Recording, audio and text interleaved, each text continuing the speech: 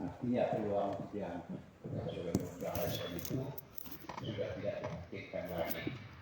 Pada hari ini kita menerima Bapak Ibu sekalian untuk kita follow up bernama bakti adik semua yang menjadi perhatian kami.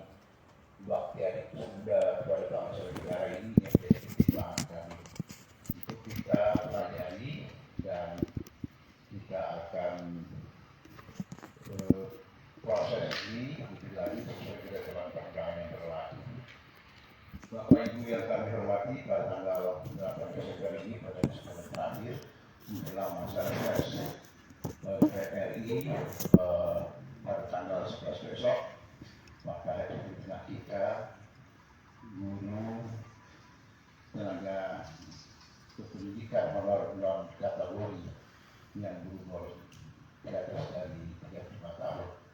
Dan pada hari ini, pada pertemuan ini kita tidak mengambil keputusan sehingga quorum untuk itu tidak diperlukan. Secara kepastian barangkali tidak kita lihat lagi riwayat hadir yang hadir saat ini secara fisik hadir 3 orang, 4 dengan pimpinan, dan yang dari virtual juga ada menyaksikan kita bersama. Jadi tidak membuang waktu, kami persilakan dari semua nanti yang akan menyampaikan. Namun sebelumnya karena sudah memenuhi peraturan ketentuan yang ada, maka pertemuan ini kami tanyakan setuju untuk dilanjutkan. Baik, pertemuan ini kita lanjutkan. Untuk kesempatan pertama kami persilakan guru dan tenaga pendidikan honor dan kategori usia 35 tahun ke atas dari Provinsi Sumatera Utara untuk menyampaikan hal-hal yang ingin disampaikan kepada kita semua. Maka pada hari ini kami menampung saja apa yang disampaikan oleh adik semua dari Sumatera Utara. Ya sudah, tunggu di luar aja, nggak mungkin lagi kami keluar, jemput. Proses berlanjut. Mungkin kalau ada hal-hal yang dibuka pendalaman dari para anggota komisi, kita akan dalami sedikit. Tapi kita sepakati dulu, pertemuan kita akan selesai pada jam 1 jam dari sekarang, artinya jam 14 lewat 30 menit. Ya, sekarang jam 13 lewat 30 menit. Dalam waktu kami silakan dari kami, misalnya dari Provinsi Sumatera Utara. Terima kasih buat waktu yang diberikan Bapak Pimpinan DPR RI. Sebentar, ini ada dari virtual. Silakan. Dari mana?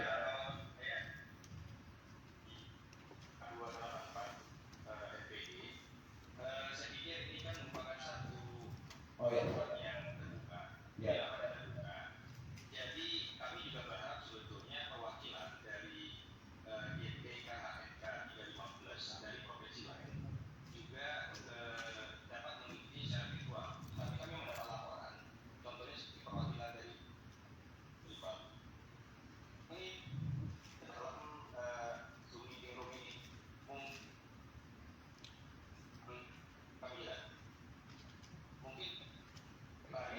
Mohon diulangi Bapak, tidak masuk suaranya penuh.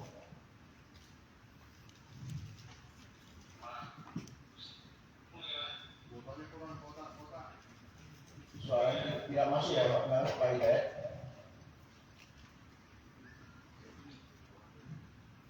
Mohon diulangi dari awal.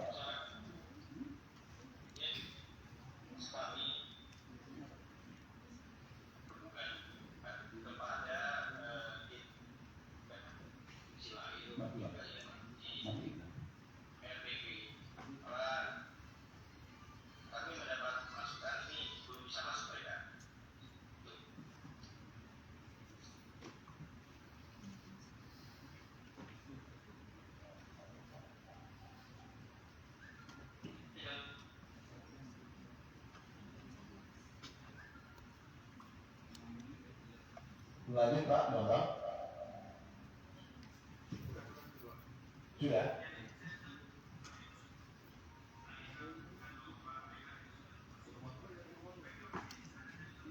Pimpinan. Sepertinya kami menangkap apa yang disampaikan oleh Bapak Bambang Jaya. Kami sudah berfraksi di RPPU ini ada teman-teman lain juga yang ingin join virtual. Tetapi sampai dengan sekarang kesulitan masuk.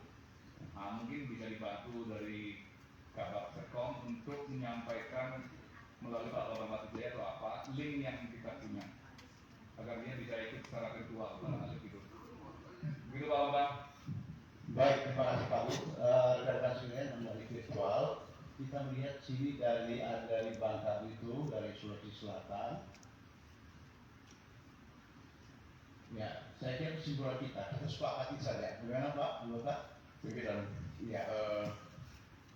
ini kan ada yang virtual, ada yang fisik. Kalau menurut saya tidak ada masalah, tetapi kan ini sekedar kita, karena orang ini kan ada yang datang juga langsung ke sini, tapi tidak di satu ruangan. Ya, karena lebih kurang 10 sampai 15 orang. Jadi usul kami, bila sudah sepakat sebaiknya mereka masuk aja lah.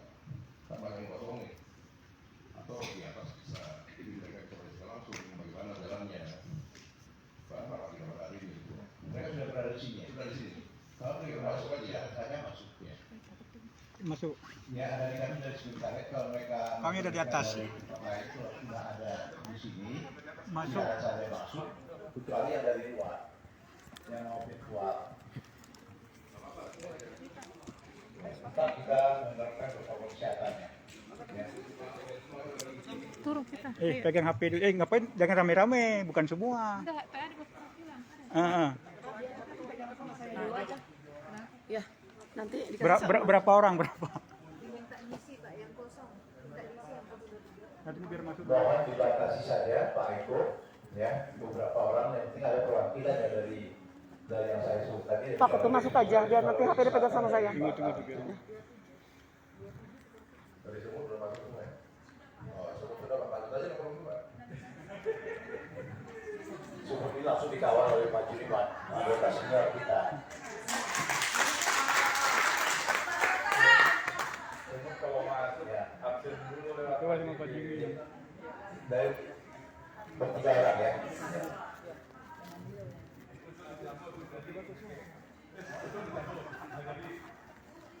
Sudah Pak Eko? Ya, sudah masuk cepat. Kemarin udah penuh. Bisa kita mulai. Pas buat terakhir itu pulang balik. Udah penuh tuh. Datangnya udah 20.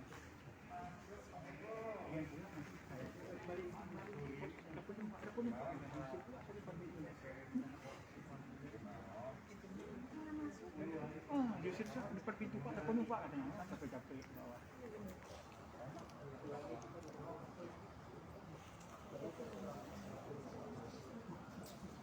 Saya teriak ini, nggak boleh ya?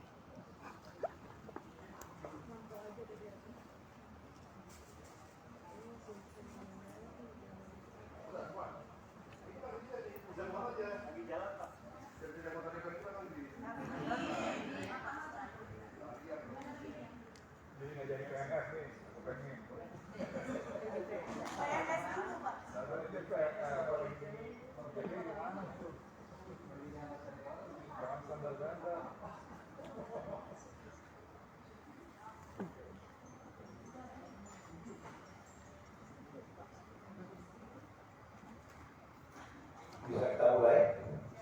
Ya, kita mulai lagi. Kami silakan kepada adik kami dari guru dan penegak pendidikan honorer non kategori usia 34 ke atas dari Provinsi Sumatera Utara. Ya. Terima kasih buat waktu dan kesempatan yang diberikan kepada kami. GTK HNK 35 Plus Sumatera Utara. Terima kasih buat Bapak Pimpinan Rapat dan Bapak Ibu anggota DPR RI. Saat ini kami datang dari GTK HNK 35 Plus Sumatera Utara. Sebenarnya selama ini kami sudah bergerak dalam skala nasional. Namun kami masih merasa bahwa yang saat ini masih belum menjawab atau masih jalan di tempat. Sehingga kami dengan tertatih-tatih mencoba untuk maju selangkah dengan menyurati Bapak Ibu yang ada di DPR RI. Adapun tujuan kami saat ini adalah untuk menyampaikan aspirasi kami. Yang pertama, kami meminta kepada pemerintah untuk mengangkat GTK HNK 35+ atau guru dan tenaga kependidikan berusia 35 tahun ke atas untuk diangkat menjadi PNS tanpa tes. Yang kedua, apabila tidak ada regulasi yang bisa mendukung, maka kalaupun pemerintah menyiapkan P3K, kami memohon supaya GTK HNK 35+ tetap tanpa tes. Yang ketiga, mengakomodir guru dan tenaga kependidikan. Karena selama ini yang kami dengar bahwa tenaga honorer tidak diakomodir dalam P3K. Yang keempat, membuat regulasi yang pasti untuk menuntaskan honorer seluruh Indonesia agar tidak menjadi tidak jelas. Karena selama ini kami merasa tidak mendapat perhatian dari pemerintah. Dan yang terakhir, mengenai ijazah yang kami dengar, ketepatan Bapak Kabid kami, Bapak Pak Bernade yang baru pulang dari Batam mengikuti rapat kerja tentang P3K dan men-share hasilnya kepada kami bahwa ijazah untuk P3K harus linier. Bagaimana kami melinierkan ijazah kami, Bapak Ibu? Bagaimana kami mau sekolah lagi? Selama ini kami digaji dengan bos dengan gaji 133.000 per bulan. Bahkan itu kami terima kadang sampai 3 bulan, bahkan 5 bulan sekali baru kami terima.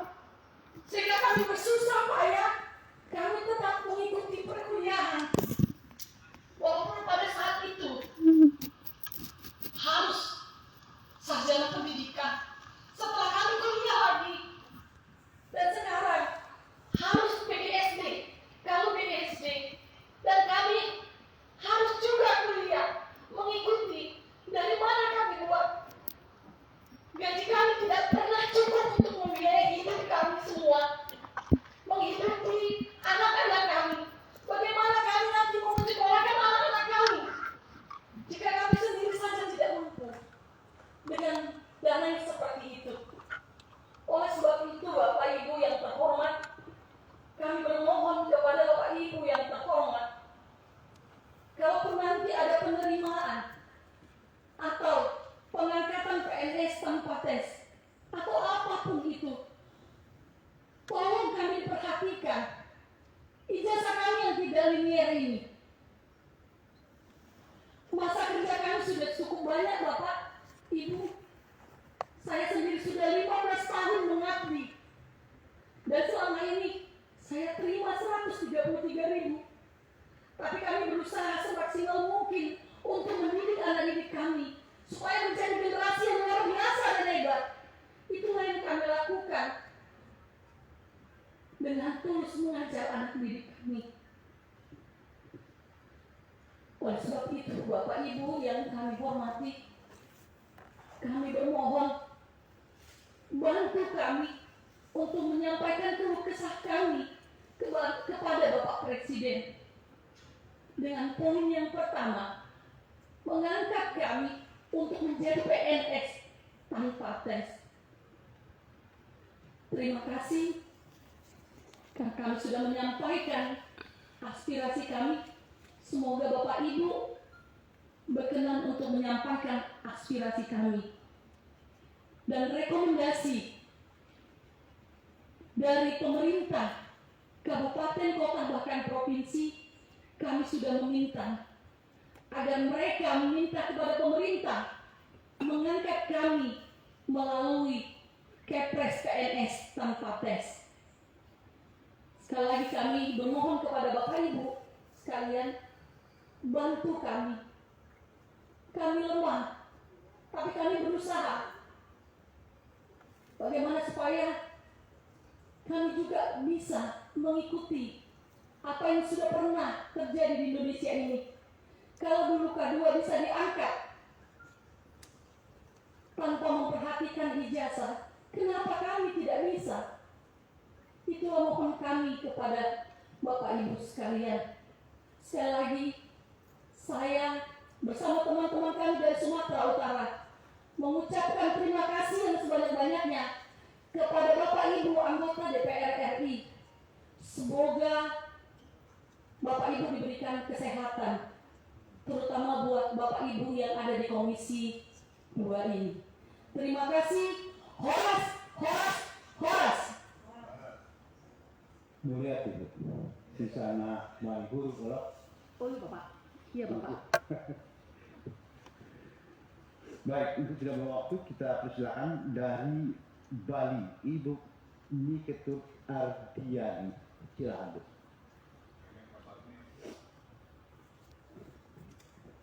Terima kasih atas waktunya. Assalamualaikum warahmatullahi wabarakatuh. Om Swastiastu. Salam Namo Buddhaya, salam kebajikan. Yang saya hormati Bapak Pimpinan sidang hari ini beserta anggota Komisi 2 yang telah hadir di ruang mewah ini, beserta teman-teman senasib dengan kami dari honorer, kami juga dari berbagai macam jabatan, tapi fungsinya satu.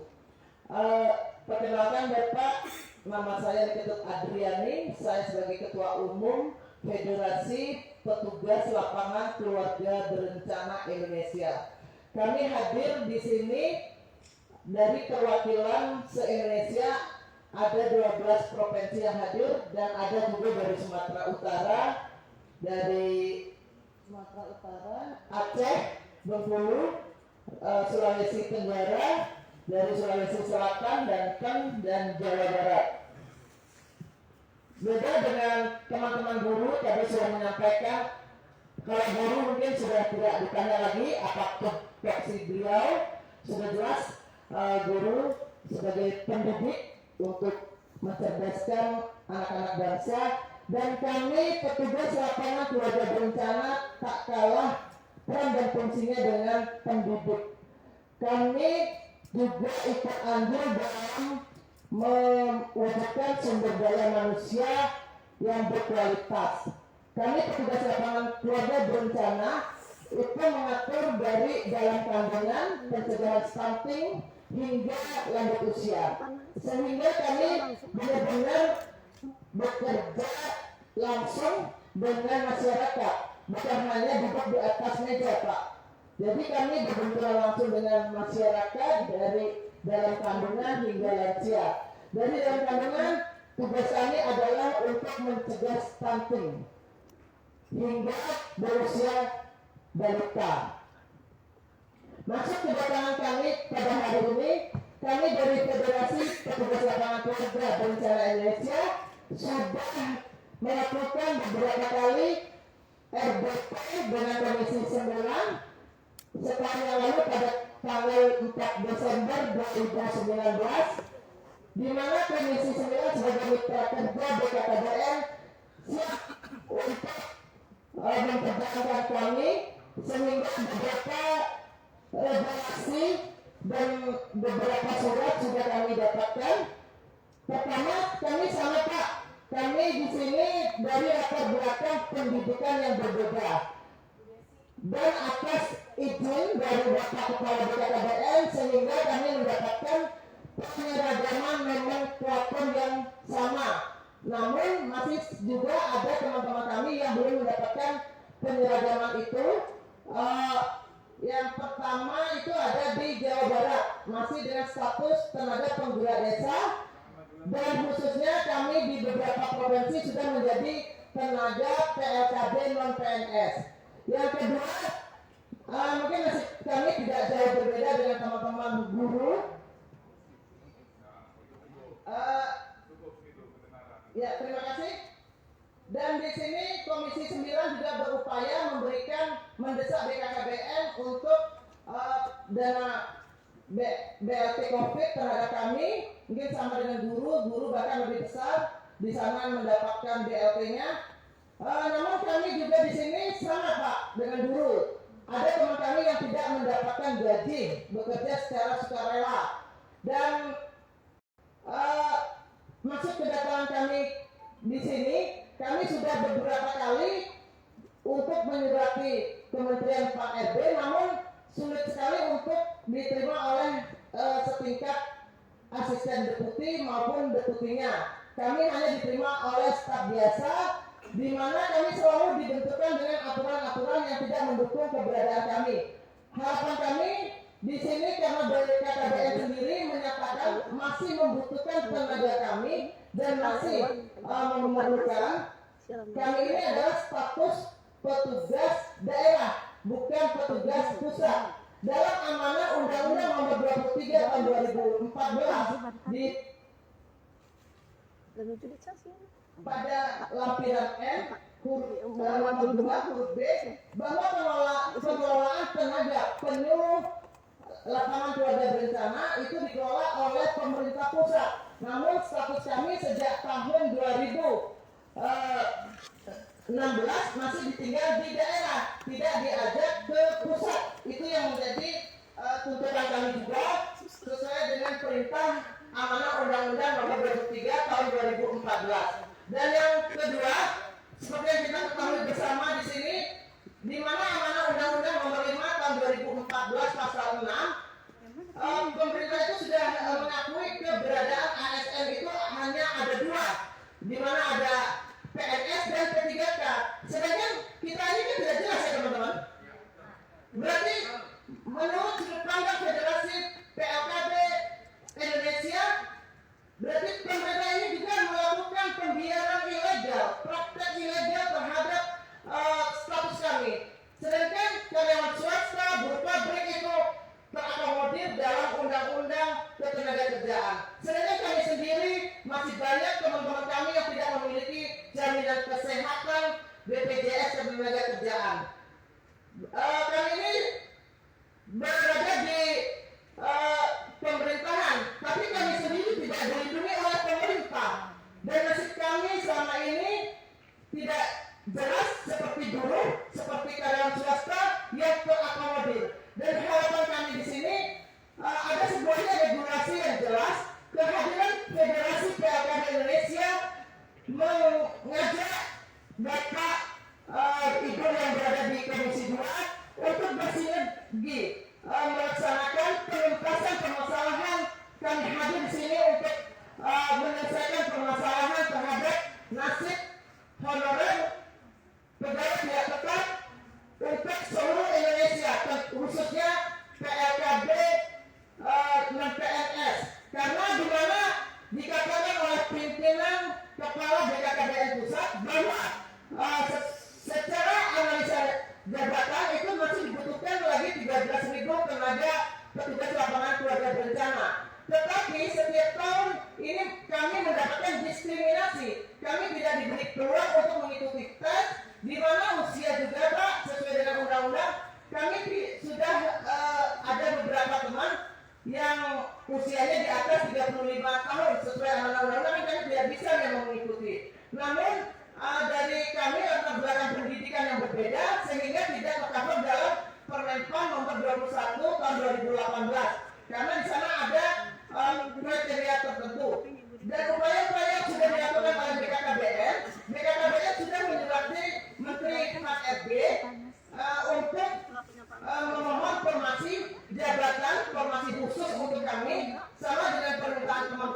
melalui jalur khusus tanpa tes.